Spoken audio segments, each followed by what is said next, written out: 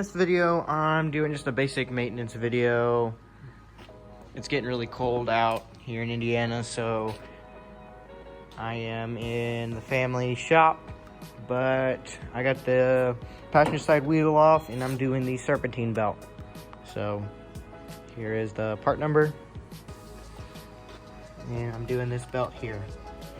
So the tensioner right here, and I will also put up the belt routing in the video.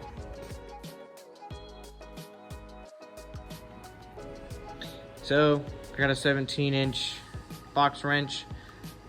You don't really need this size specifically, but that's just what I'm using too. So this is the tensioner right here. And what you're gonna do is you're gonna take this tensioner and pull it back. And that's gonna take the tension off the tensioner down there to release this belt. So can't really do it with one hand, but I'm gonna release the tensioner down here. That's gonna take this pulley and make it loose, and then I'll be able to get this belt off. So now, since I pulled this tensioner back, like so, like that, with one hand, and then the other hand I walked the belt off of the alternator. Then if we come down here, you can actually just pull the belt off, and this is the crank pulley, or crankshaft pulley, and this is the AC pump, and this is the belt. Now if you can see, this belt is due for a change.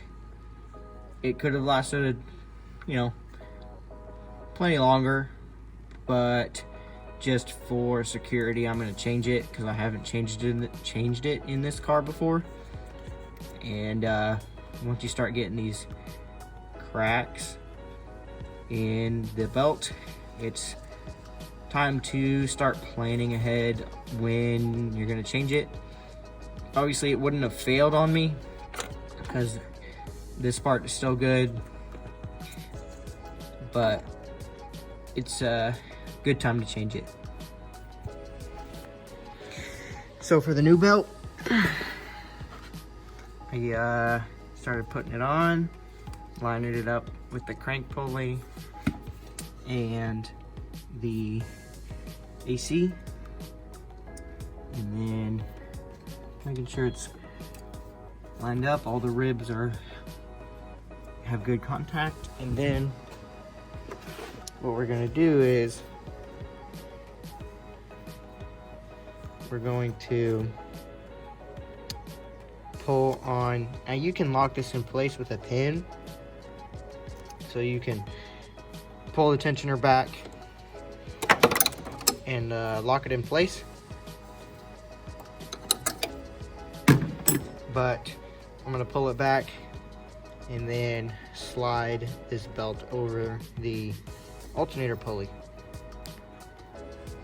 So once you got the belt on all the pulleys, it's really important to check and make sure it's lined up, because you can throw a belt and throw it off or destroy the belt if it's even one rib off. So just make sure on all the pulleys it's seated on all of the pulleys. Just make sure it's looking good. And you can check the tensioner. That's good.